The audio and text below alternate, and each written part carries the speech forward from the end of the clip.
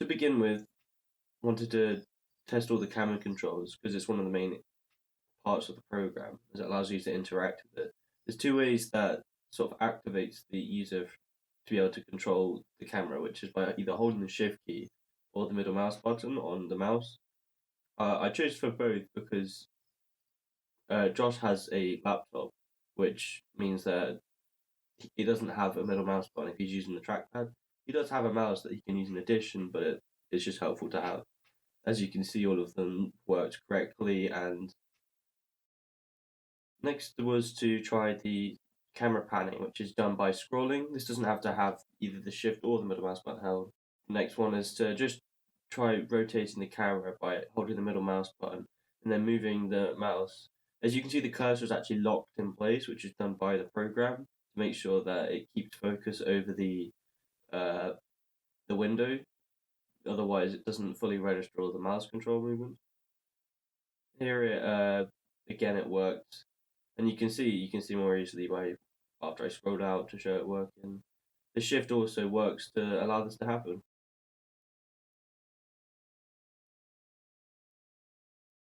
The next test was to demonstrate that even while holding the shift key or the middle mouse button, which activate the camera controls, you could press any keys, but the ones that weren't registered as inputs would not be accepted and nothing would happen.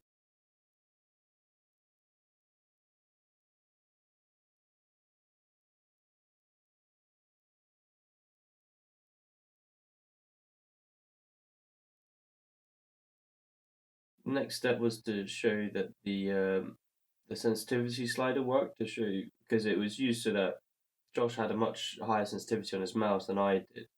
So he typically set the sensitivity lower than I would personally prefer, and so it just meant that it was easy to control it. And each time I'm doing the same sort of mouse movement, I'm not going excessively far or short on it. It's just this consistent all the way through.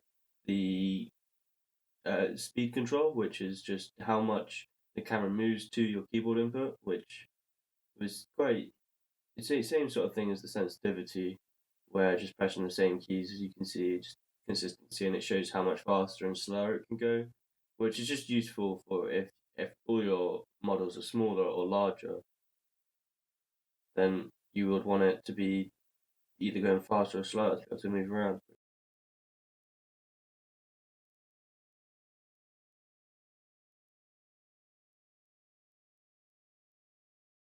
The next one for camera controls, just on the general topic, was to set the camera position directly by just entering the numbers into the corresponding text boxes, then pressing enter to accept the input, which is how all the text boxes in this program work.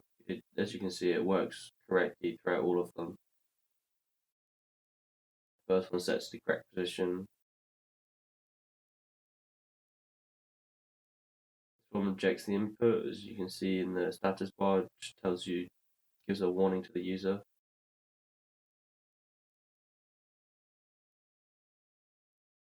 Next one in the camera control was the selection deselection, where clicking on a scene would highlight it and select it. Clicking on the background would deselect the currently selected one. Worked well. Next one is the transformation, just directly through the text box where a model is selected, and it will move according to what the user inputs. For each one, I tried a typical boundary and an erroneous one, with controlling various numbers of text boxes, because they all do go to the same subroutines, so there's not much point doing it the same test on each of them. So I've changed the data every time and tried to just vary it a bit for each.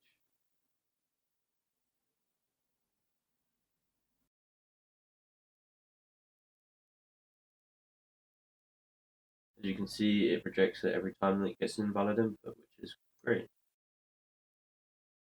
Next up is the rotation, which is pretty much identical to how the translate one works, where it's just the user directly can input an angle to set the model to, which is all in degrees, it was originally in radians, but I changed it because it's much easier to be able to set exactly where you want, as well as just generally it's easier to think of 30 degrees than pi over like 8 or whatever.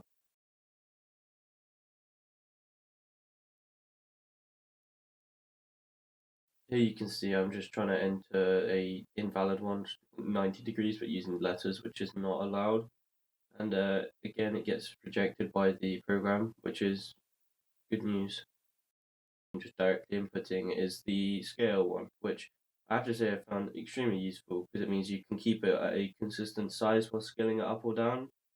Because some like models when you load in, like they're the normal size, and sometimes they're really really big, which means that something like this is extremely useful.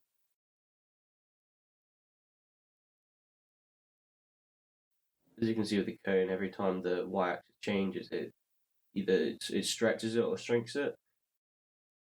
I move the camera here just to show like how it shrinks it, not that it doesn't just go completely flat. All of these work pretty well. All of these functions are just inputting it, and I have to say it's very quick to use, which is great. For 28 here, it shows how when the current model is deselected, all of the data values in the transform text boxes are emptied as there's nothing selected. There's no transformation values. And when one's trying to enter, it's just rejected as there's no model currently selected. This next one here just shows how the plane can be moved, and it works for all objects the same way by just clicking and dragging the arrows. I had to say I struggled this one immensely, and but I think overall it worked okay. Next up is the rotation one, which works the same as the translation, where you just click and drag one of the axes and it rotates it along that axis. It works quite well, and I'm very happy with it. It was originally quite slow at turning because of it being in degrees, but I increased the speed of it and it made it work much better, which I'm happy with. Final one is the scale, which is probably the best one, where I feel it's quite easy to use in terms of the steps that it have. Means that you can get it scaled up quite nicely, quite quickly.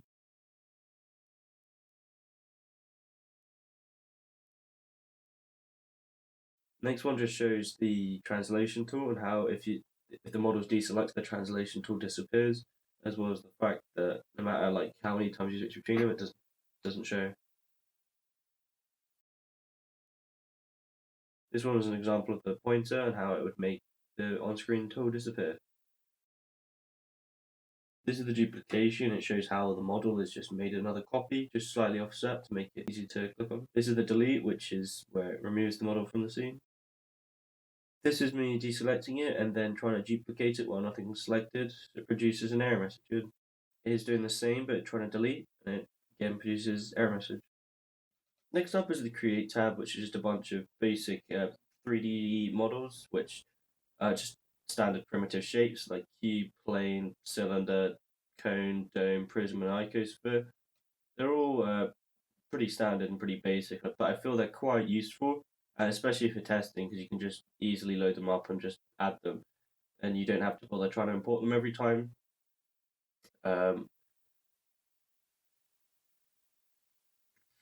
Where else I could say that? Each of the models is loaded using a .obj file and a .mtl material file, just containing standard RGB values of like 0.8, 0.8, 0.8. It's basically the default material that's attached, but actually in a material file. They're quite easy to set up, which was quite nice. Just iterate through an array containing their addresses. Next here is importing models, like the user's models from files, which the first one here I tested was just a standard .obj file without a material file, so that's the default one selected. The shadows cast looks a bit weird from this angle, so I rotated it and just sort of scaled it down a bit, and it ended up looking okay, which is pretty nice. You'll see another version of this dog later, which has it's originally from a textured dog, but I got rid of the texture and the material file to make sure it looked okay. Here you can see it looks quite smooth and it's a good show of it. Next here, I try and import a sofa file, which has a OBJ and a material file, which I think turned out really nicely, and it's got the color to it, which is exactly what material files are for without having all the texture, which makes it very easy to load, which is great. I accidentally moved the dog in the way and caused a shadow, so I just put it back the other way. And then you can see the slight colouring that it has on it, which I think worked out quite well. I do change the light colour just to make sure, just to show that it's not the light that's causing the colour. And I think it's pretty standard. Next is another version of the dog, except for this time it has a material file with a texture, which the material file links to the texture, which is how it's loaded. And I scale it down and then reposition it again. And as you can see already, it just looked way better when you got the textures on it, and it makes the lighting actually look quite nice on it, as it's not too dark, not too light. It's got a nice little face to it.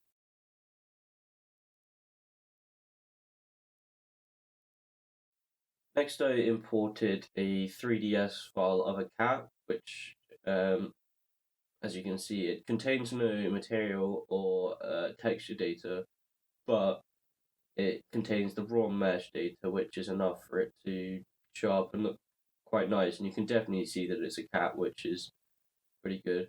I did find that a lot of the models open were very large. They would typically always have to be scaled down, which is why the text boxes are quite useful. And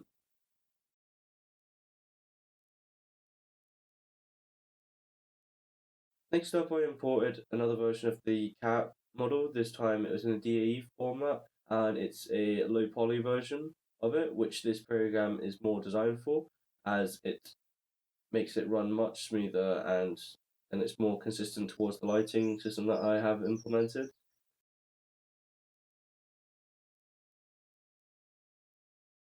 As you can see, they're pretty much identical, and they both look very realistic.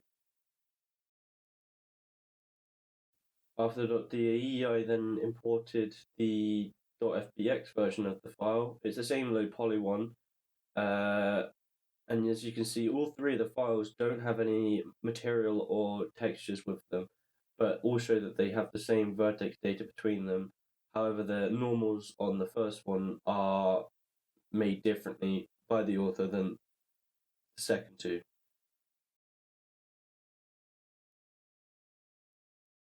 Next up, I then try and import a file that's not valid by making a Microsoft Access database, purely because I chose it because it's the top one, and it's because it's not a model, it should not be accepted by the program.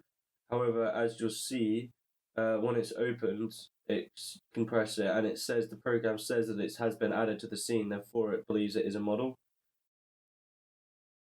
I fixed this by then making it so that once the model file was imported, it did a check to see if there was data, and here there was no data, so it got rejected. Next up, I tried out the clear imports function, where I begun by just importing a range of models into the program.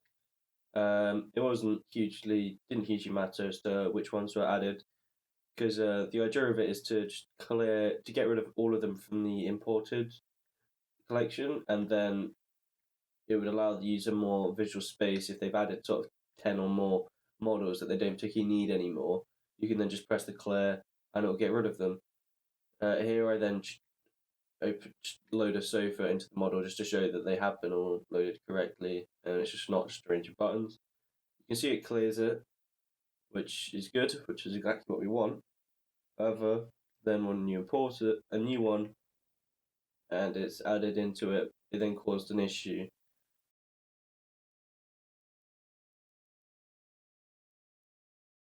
The issue came from the sizes in WX widgets, where it's using a grid sizer. I thought the clear function that was part of it would reset all the rows. It did remove all the controls attached to it, but it did not do that. To fix it, I then had to make it so that when the clear button's pressed, it would go through, and for every button row that it could find, basically for every two models, it would delete that row, which then meant that it would delete all of them, and then it would clear all of the buttons out from them, which then ended up working correctly, as you can see. which was a bit of a pain to find, but I'm glad I did.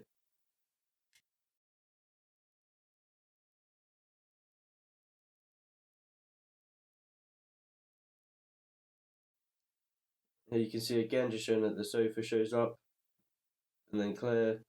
Got rid of it all, which is the same as what happened last time. However, now when the model's added again, it loads correctly and it does not crash, which is exactly what we want. Next is the clear imports, where clearing it and then trying to clear it while it's empty to make sure it doesn't break. Yeah, it just does nothing, which is what we want. Next is lighting, where here we're setting the lighting today. It's slightly randomized, just for variety, and it works. Next was to set the morning lighting, which came in from one side, was shown, and then was slightly yellow. Before next one was the evening, which came in from the other side, a bit more orange. And the final one was night, just to be a bit more grey and dull, but came over the top. Next one just shows what happens when you turn all the shadows off, where it just got rid of the shadows, kept slight diffuse lighting, however, much less amplified. And this one was then when you turn them back on from turning off, and it just added it back to how it was. The next demonstrations are for trying to render an image from the display, where you could just enter a name, render it. Then if you went to your files, went to the project directory, and then went to the renders, here I just got a quick access, it then shows the model, and it just basically takes the frame buffer, and then it just grabs all of the pixels in it that are to be rendered before it swaps the buffers to render it to the screen. But then and then it dumps it into a BMP file, which can then be used by the user. Next, I selected my pictures directory just to show you that a custom directory would work, where again just entered test2 as the name this time and just rendered the image. This time I moved the camera just to show that it's a different image and it's not the same one. And here you can see that it's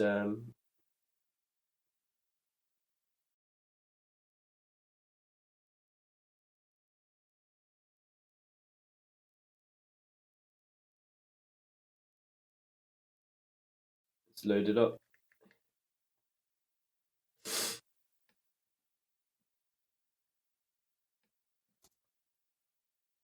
Here you can see it's been rendered into my pictures directory, and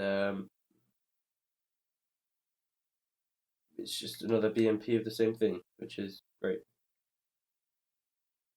Next up, I tried entering the name as just an empty field, which is actually accepted by the Windows file format, which means that I accepted it as like an acceptable name for it. This could then be rendered to whichever directory was selected. Here I just used the default one just to make sure that it was sort of consistent with one of the previous ones. And again, you can see that it's been rendered with just a blank name, but still as a .bmp file. Here, the user might want to rename it, or just send it off if they're only having it temporarily. It's just not worth wasting the time or thinking about what name to give it, which is nice. Here it's just showing that if you put a name in that's way too long, I set it a 32 character limit, because potentially it could be down a number of directories, which the Windows max file path name I think is 160 characters, and just to restrict it, so make sure it's okay. And here you can see the error message. Next is the scene file system, where if you press file then new scene from the toolbar, it would then clear whatever was on the screen and just set it to the standard one that's loaded when the program starts up, which is in a plain at -5. It worked okay. Next up was to open up a custom made scene, which I made earlier, which is called test scene. This one contained a range of just the preset models that came which you can be found in the create tab, just laid out over the plane, just to show that it worked. Next up is the loading an empty scene. Here it's just a scene file that literally does not have any models or anything in it. So this originally worked, and it's fine, but then it caused an array indexing issue where the pointer in the array was going outside of the size of the array. Here I press retry to allow me to debug. It's a vector subscript out of range issue, which means that the element that's trying to be retrieved doesn't actually exist. Potentially you've put in a negative position or one that's larger than the array, which here it was larger than the array, as there was no models in the scene now because it's the empty scene one. This was fixed in two ways. The first one was upon opening a new scene, the selected index is set to none so that it ensures that there can be no issues.